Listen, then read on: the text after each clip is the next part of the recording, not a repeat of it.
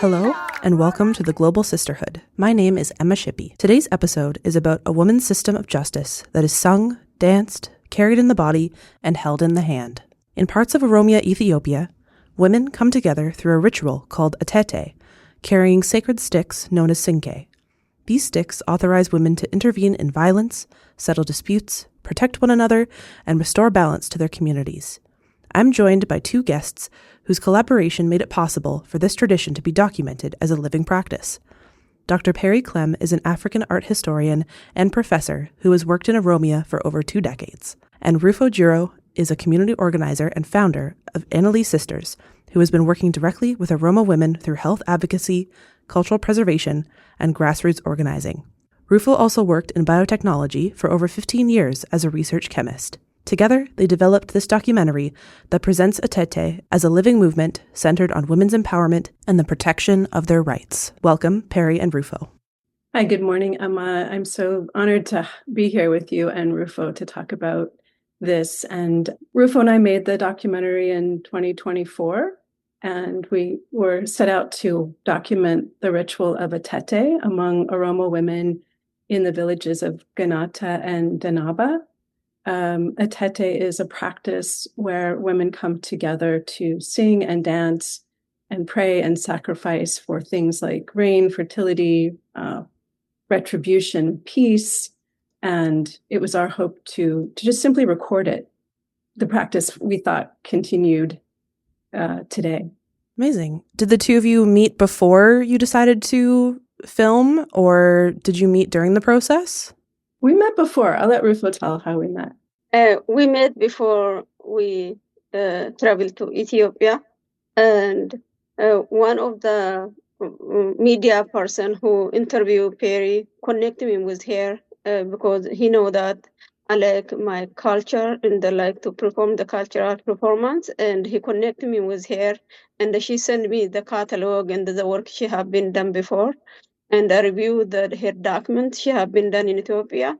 Then I was really interested to travel with her. She asked me to travel with her, and then we decided, we continue our communication, and we also organize, make a connection with back home, and then we decided to travel together, and all arrangement, the location, the people, invitation, all this I did it for her, and the area there is the area she targeted, like called West RC.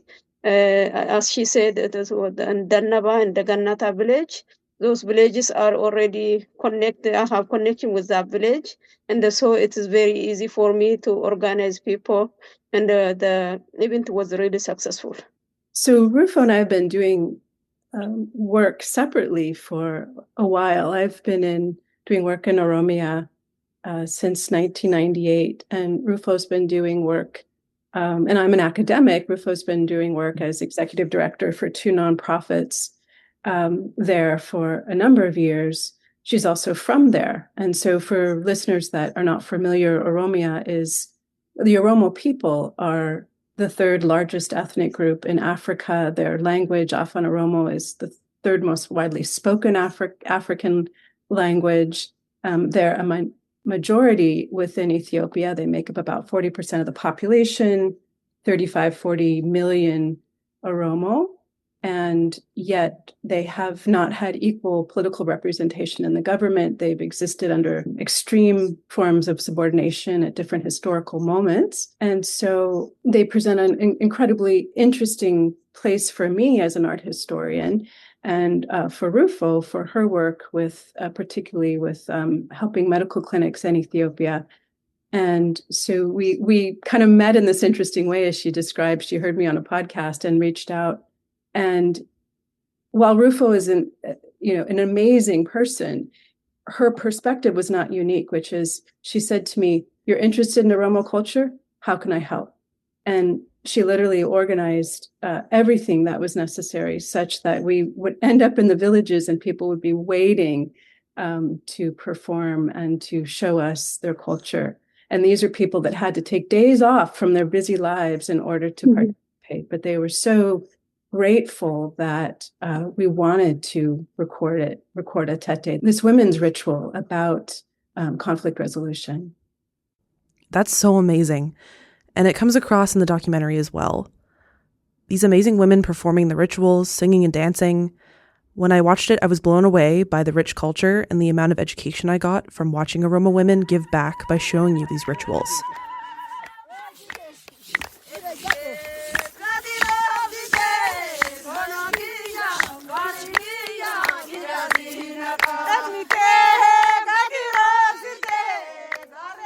When you arrived and when you were recording, did your expectations kind of shift over time through documenting all of this? Well, yeah. Go ahead, Rufo. Yeah. For me, the expectation was shifted because I was scared, and I feel like even the protest from the religion, like Muslim people, when the Atete came out, cultural performance, they just like, they stopped them in the middle of the performance because it is like really restricted in that area, especially Dodola and the Gannata too. I feel like I'm very proud of those women who really, even though they have stigma in the community, pressure in the community, they still want to show their culture because they value us a lot, and they never think of white person or somebody from America come to their village and they ask them to show cultural performance. It is a big chance for them to do the cultural performance. They are very, very happy to do it, but I never expect that way. I thought they're gonna let us go even when we started. They're gonna stop us. Somebody gonna come out and disturb us. That's the way I was thinking. There is men even involved, with elders involved, with education, like cultural, some researcher involved. They are very, very supportive. They even ask us to continue come and support them to continue do their cultural performance, make this cultural performance alive. It's almost gone in that area. Even one village that never told us we are the only women who are still keeping our culture. All other villages stop doing this cultural performance because of the pressure from religious institution. Yeah, I second that. I expected that we'd get some resistance to filming, that there'd be problems. And if I'd gone through certain channels, there would have been problems and difficulties. But as long as we filmed in people's compounds and they were welcoming, there was no problem. I expected that I would be able to go into the field and find this practice alive and well. I'm a member of the Sinke Institute. I had a sabbatical. I said, I'll just go. I'll take a camera and I'll film this ritual so we'll have a nice recording of it. What I didn't expect is that many places, as Rufo's mentioned, are no longer practicing atete. And so while women might still even have their Sinke sticks, they're not necessarily utilizing them anymore. This was something that had to be arranged. So it became, us going and asking them to do something rather than just stumbling on a practice that's going on every day. So because of the restrictions, the fundamentalist Christian as well as the Islamic prescriptions, many women are being pressured not to practice anymore. So how do you think that changed the vision of the documentary over time? The documentary became less about a pure recording of the practice and more about why this ritual is no longer so central and important in women's lives.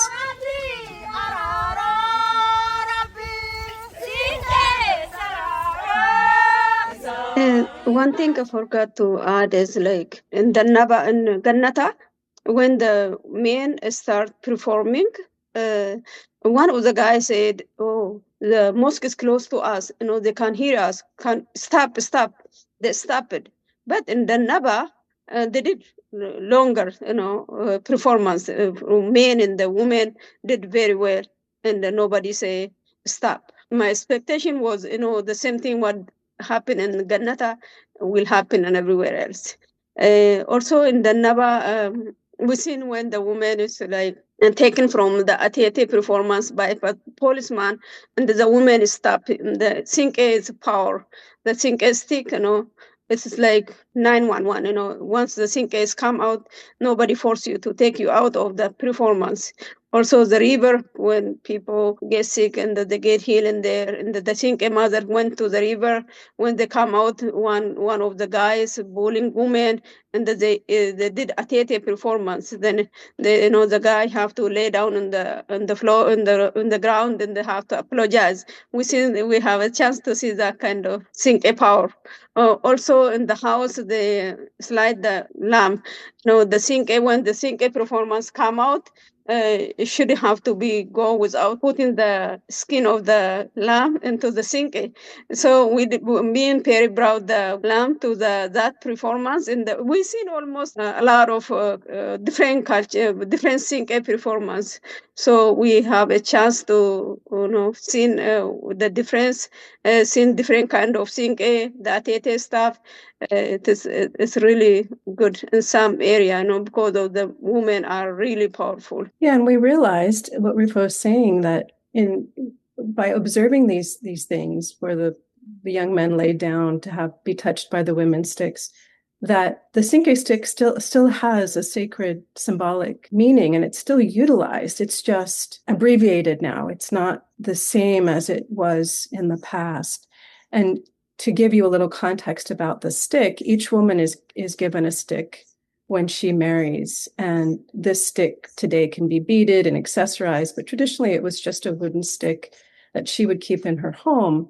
And if there was a grievance or an issue, let's say a husband were to beat his wife, a woman would grab her stick and ululate. And by ululating, by calling all the women in her community, they would come to her aid. And it's said that a woman is supposed to drop the baby from her breast, and she's supposed to stop cooking and just leave everything, grab her stick, and go. And that collective action brings women together to come to the aid of whoever in their community is suffering. Those women will then go and sit, maybe under an oda tree or somewhere, until the elders come and hear their grievance. Male elders come and listen. And inevitably, they side with the women, and a goat will be slaughtered by the perpetrator, by the man who's, let's say, harmed his wife. And the goat will be cut up, and pieces of the leather afterwards will be given to the women present, and they will tie them on their sticks. So you can see that a stick covered with many leather tassels indicates how much conflict resolution that woman has been involved with. So it shows the strength of her support network, her success in reconciliating disputes, and then her knowledge of her rights as an Oromo woman. This is part of a larger organization called GADA, a socio-political democratic governing branch. In fact, it's probably one of the oldest democracies in the world, whereby power is distributed. So in this case, women's collective action is what brings about justice. So you can look at a woman's stick and you can know that visually. It's a nonverbal communication of a woman's power. And so we did notice that the sticks were still considered sacred. And a woman, when holding it, is considered sacred. Listeners will not be able to see it, but Rufo's actually holding her Sinke stick with those leather ties on it. And recently they've even added, this is a 3-pronged stick, in her case, bullet shells to the tips, which is also a visual connection to power, right, in those symbols. Rufo, can you tell us a little bit more about your Sinke? Yeah, this is ordinal Sinke, the one which we're talking about, and this is the skin of the lamb. And when the Sinke atete come out, they have to put the skin on here. Once the woman hold this Sinke, nobody cross them, and also they can stop any fighting. Also, you can ask for the right by holding this Sinke. A lot of people from traditional RC or whatever Oromo, they really knows about the Sinke. Most of Ethiopians, they knows about the Sinke. If they devalue the Sinke, it's a lot of like almost like protest. No women stay home. Once they say then all women came out. If a woman doesn't respond, there are songs that are sung about her, and she is cursed. So she's very ostracized if she doesn't, in fact, participate as part of this ritual. So the idea is to come together collectively to settle these disputes, not individually, but as women come, married women as a whole.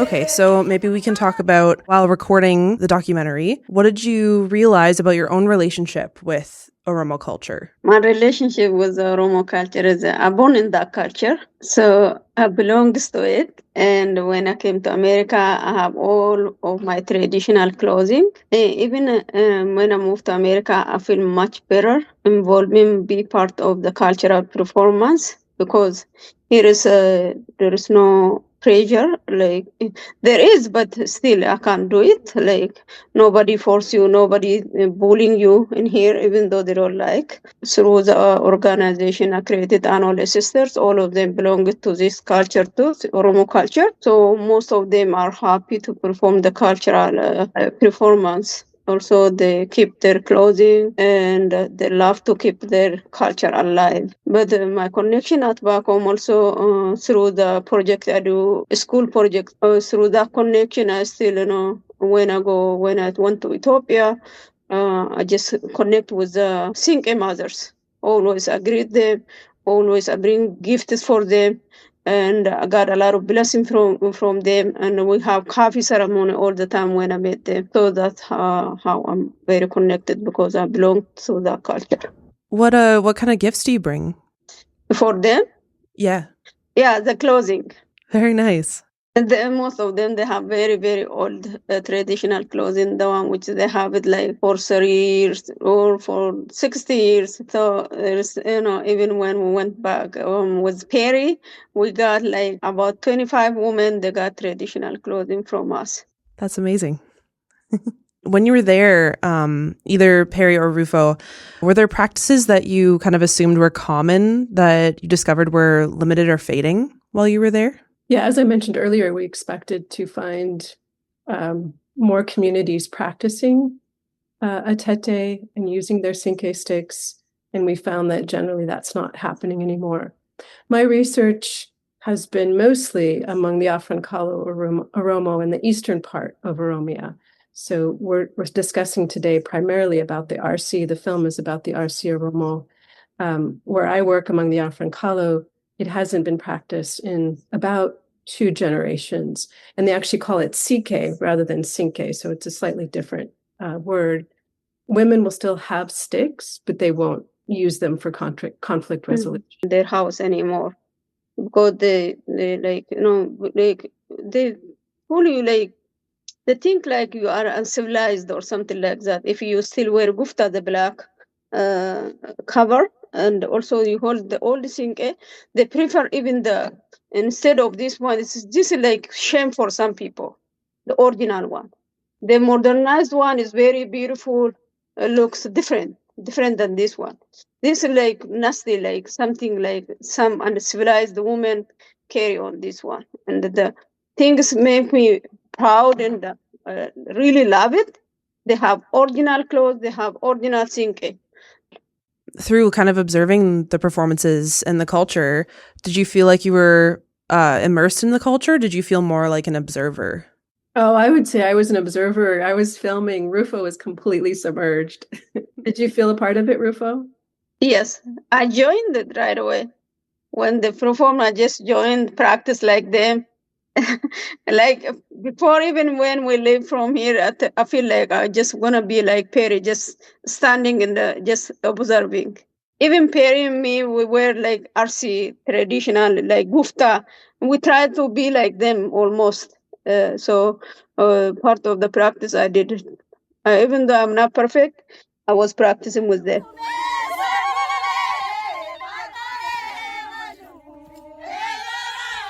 Let's talk about community. How did your understanding of belonging shift? Every word they said, every performance, I understand the language. I know those women, I know that society. I completely feel, belonging. Like I'm just like, see myself in them without like fear, without like stigma, nothing. I enjoy it. I feel like belonging right away. I felt the women were so completely loving and open and receptive to what we wanted to do. And they were so grateful that, again, an outsider would be interested in documenting this culture, that even their daughters were not interested in continuing. So in that sense, it was incredibly moving and humbling for me to be able to have, again, several days with these women where they were not attending to their everyday lives, but had come just for this purpose. And I can't think of a similar institution. And so in that sense, while I'm not Oromo, I think the model of Sinke, the model of conflict resolution, the model of women's solidarity and coming together is a beautiful one that is transnational, transcultural, and available. Even, this society are very, very conservative. They don't respect you by your title. They respect you by the relationship you have with them, also the trust they have on you. So that is why, they already know me. I'm from that geographical area. We're already connected. That's why when they see me around them, they just welcome everyone to their space and they're comfortable with us.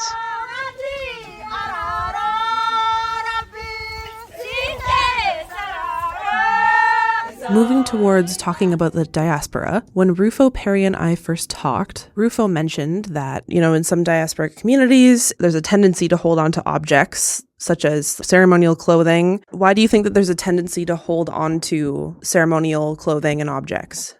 Occasionally, like weddings, number one. Mourning, the Oromo wedding, there is not only reception, but this morning is always the traditional one. So the morning when the bride leave home, the mother home, they stick the whole the Sinke. Everyone wear the traditional clothing. Also, we do cultural performance. So everyone hold the Sinke.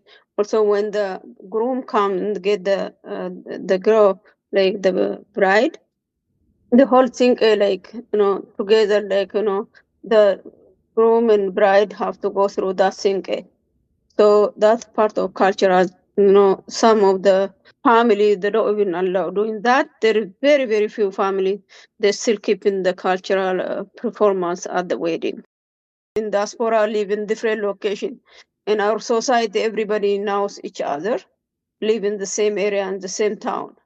When the Sinke come out, say, then all women from the village come out together and they do the Sinke performance. Here it doesn't work that way. Even we go to around the community, still people not really valued. We tried one time and it wasn't successful. I think one of the reasons that dress, arts of the body, objects become so central is that there is this, on the one hand, nostalgia for the past and the place that you came from, but also a way of maintaining a sense of identity. So there are visual clues that connect you to who you are. Looking at Ethiopia within Oromia within Ethiopia, they're at different historical moments. The Oromo were not allowed to speak their language in school. They were not allowed to wear traditional dress. If they were accused of being terrorists or part of the OLF, or depending on the time period. Prior to the Ethiopian Revolution, you didn't hear the Oromo language spoken in school.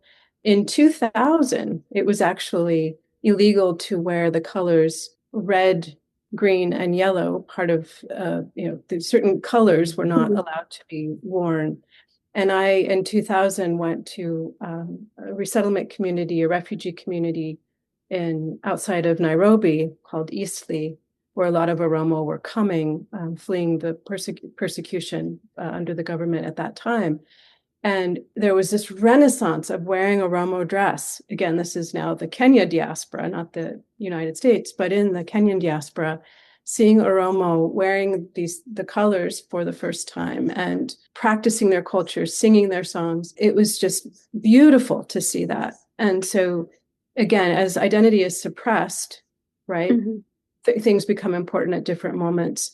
Going back to Eastleigh 10 years later, those same women, those same refugees, if they were still there, others that had come, were wearing black hijab, completely covered in black. We have to think about the historical moments and the geographical location in terms of when things become meaningful.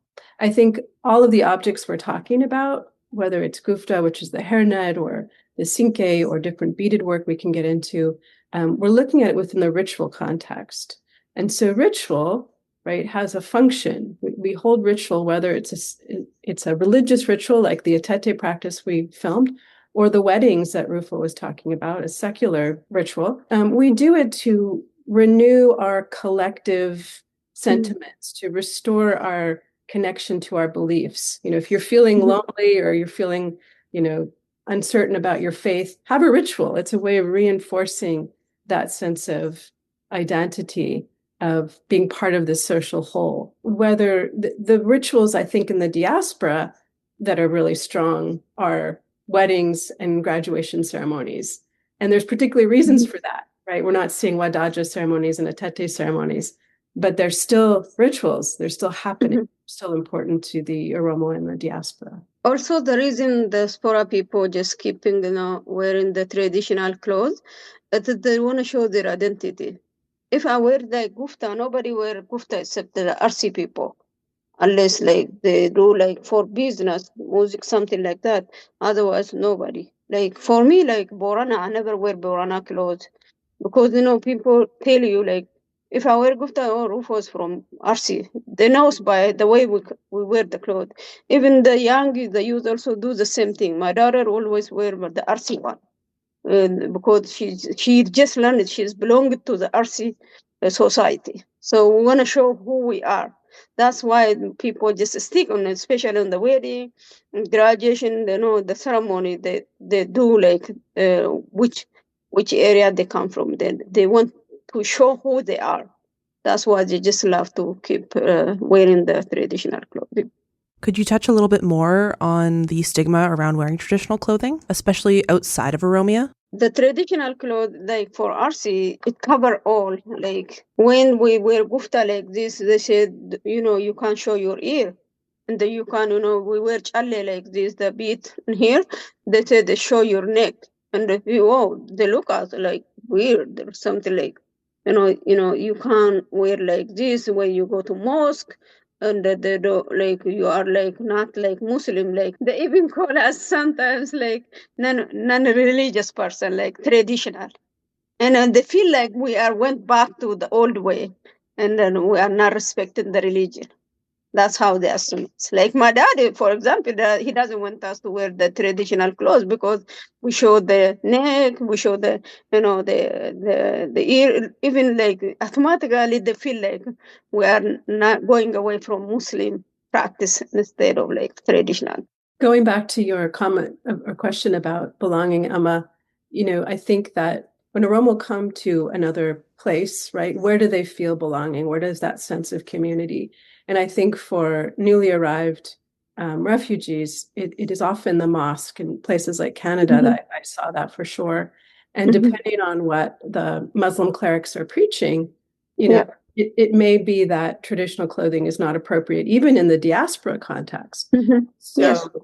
it depends, right? It depends. I think acclimating in it, how do you acclimate into American society? Well, you only speak English and you dress like an American, right? So there's some of that going on. But now we see, particularly folks that came, so Ethiopia had a military junta, a communist party, the Derg, from 1974 to about 1987. And a lot of people fled during that time. That generation, if they came at that time, their children now are looking to their Oromo roots. And so we find among young people, there's an embracing of cultural identity and wearing of traditional dress. So within that generational knowledge, what role does clothing play in keeping that memory alive? I think if I can just speak of one example in Oromia, there, as Rufo mentioned, women wear chale, which are beads, mostly seed beads. And each of the regions she mentioned, have a different style of dress and different types of beadwork. But beadwork is kind of a pan-Oromo item of dress. Where I worked in the eastern part, there's a beaded necklace called embarca that consists of a series of diamond shapes that are segmented.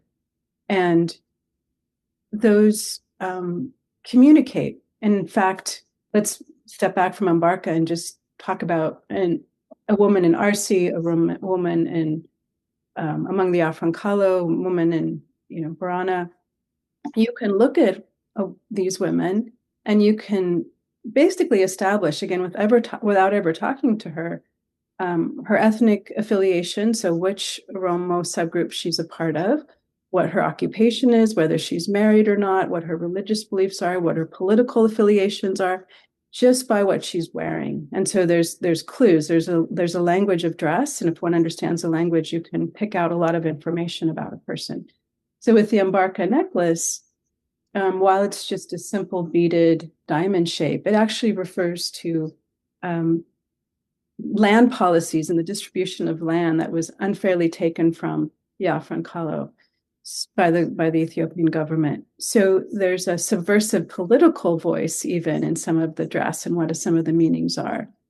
Among the RC, a woman can wear a barrel-shaped piece on her forehead called kanafa, which non-verbally communicates to her husband and others that she has a baby, and that for 5 to 6 months, depending on the sex of the baby, her husband is not allowed to touch her.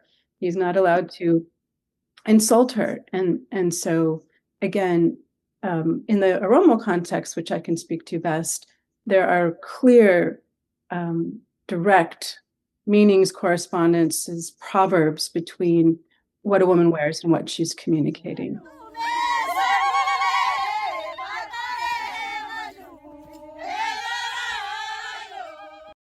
Want the women to survive, baby survivor, mother survivor, and I really want to support them.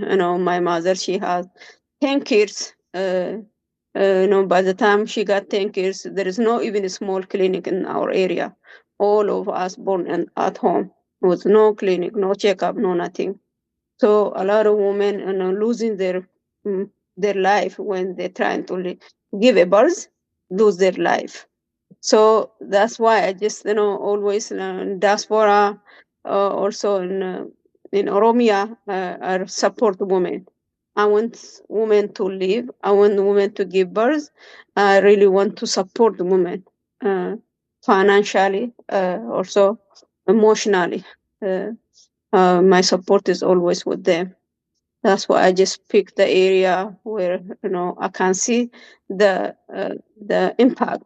I seen in hospital, when I visit hospital, a small clinic, I seen women giving birth outside because there is no bed, there is no medical equipment in the clinic, there is no doctors, no supplies. So that's why I'm just continue supporting them.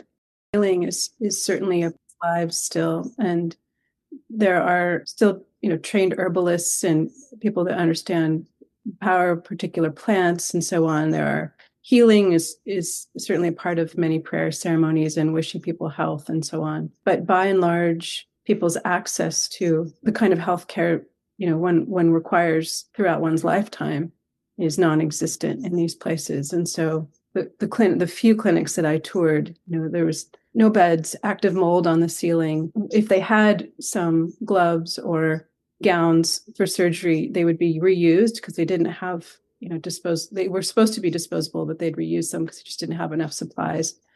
And people were expected to actually bring gloves. If they were going to be treated, they had to go and purchase them themselves and bring them to their appointments. So the situation is really dire. In some village, even they don't even go to the clinic. They do like cultural, there is a cultural midwife, like traditional way. They give birth at home. They prefer to give birth at home instead of going to the clinic because it's not much help in there. Even it is very dangerous. Kind of bringing it back to a collective action with women in the community. Can we maybe talk about the idea that women act kind of more powerfully together rather than individually, kind of on that solidarity level? You can expand on that a bit more. In the society I grown up, like women act together. No one come out separated. That's not happening in Ethiopia. I mean, like where I grown up, one woman come out, raise her voice, then all women come out to join her. So they perform together. They ask together, and they do anything like together. They just want to even like fail together or win together, something like that. They don't go separate. Even not with few, even 2, 4. No, the whole village of women to go. No, they stick together. They go together. They do together whatever they asking for, whatever they want to do. They feel like more powerful if they are more. No, they stick together. The idea of one person advancing and becoming successful is kind of meaningless unless it's going to support, a larger community. Standing out as an individual just for the sake of standing out is really discouraged. It's just so opposite from westernized culture where it's all about the individual, and we don't really see a lot of that collective solidarity. So it's very interesting to learn about. Other than in ceremonies, dances, and songs, is there any other way that you saw women practicing culture collectively? Well, what my focus is on really in terms of my research and my book is arts of the body. So body modifications and supplements, ensemble of things with which women are decorating their bodies and doing to their bodies, including hairstyle, pigment on the face, tattooing, scarification, clothing, jewelry, and the way in which it communicates and how it is connected to identity at different historical moments. So I think, dress, I would say. In our society, most of the beat is made by the mothers and the aunties. When you get married, they make it for you. Also, some of them come from the gift. In the area, your gift is your traditional clothing and beads. So that's why a lot of women carry a lot of bead on their neck. That's also all from different people, different family members. Also, the girls, like the friends, make for each other, together. And in pastoralist communities, traditionally, women carry their wealth in the form of beads. And today, with the political unrest, women aren't making a lot of things for their homes. They're not sitting down and weaving baskets, but they will wear the jewelry because it's portable and they could take it with them. So it's become more and more central to women's identity, the beads in particular. Just kind of touched on this briefly, but is there any other stigma or shame within Oromo communities around certain cultural practices? Yeah. It's like, the dance now is completely different than the old dance, like slow moving and acting like elder women and, singing slowly. It's like some people feel like shame.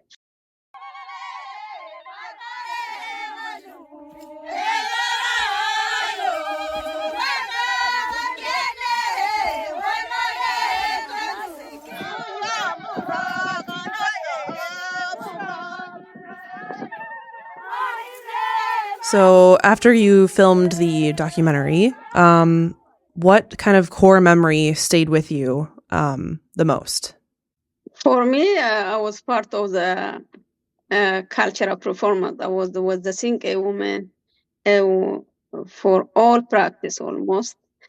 And I never done that kind of performance before, especially in Oromia. For me, I can't wait to see myself in the documentary. So I feel much better. I feel proud. There was no shame, no hesitation, and I love to continue doing the same thing. For me, I think it was the power and strength and resiliency of these women. I will have a lasting impression of that for sure. Just a last kind of question here. What do you hope that kind of the future of this documentary and, the next generation of Oromo women, what do you hope for them for the future? For the film itself, I just hope to spread awareness. I made it for my students. It's free and accessible, but I think for many people who take my classes, they've never even heard of the Oromo. And so it's it's beginning to help educate them about who they are, but also introduce to the world this practice. Again, this model is so impactful, I think, of conflict resolution that women are involved in. So I hope that it spreads awareness first and foremost. I feel like, bringing these women together from different village. The one which we did, just 2 villages was a small group, but there is so many women who really want to do this cultural performance. Also, we want to be part of it and raising awareness, and especially in diaspora. Also, they encourage them to support, these women. They need financial support, encouragement. They are really, really discouraged by their own society. So it's very good if the external involved in the, make them some something like a small museum. Even like it's really good to put that, like their traditional clothing, the old one, even 100 years, 60 years, 90 years, like traditional stuff. Even the traditional stuff they use it at home. Like something have to be like in the museum, but it's just like lost thing in the house and somewhere when they passed away, they just throw it away. They don't give them value. So we really like externally want have to like encourage this kind of traditional women in some villages. So our support should be continue and raise awareness in the international. Then maybe someone be part of it and encourage these women and make museum for them to put their traditional clothing, and there also be in one area, like even in the center of like Lodola, a lot of women, they can't even yearly can get together. Even if we create like annual gathering just for cultural festival, they don't even have that kind of things. So I really want that to happen. Well, thank you both so very much for contributing to this episode of the Global Sisterhood. Thank you. Thank you. Thanks, Peri. Thanks, Rufo. Thank you for listening to this episode of the Global Sisterhood. I would like to thank the Sinkei Institute for their support on this project and An No for her guidance throughout this process. For more information, please visit the Sinkei Institute's website, sinkeiinstitute.org. That is SIINQEE institute.org. Thank you again for listening.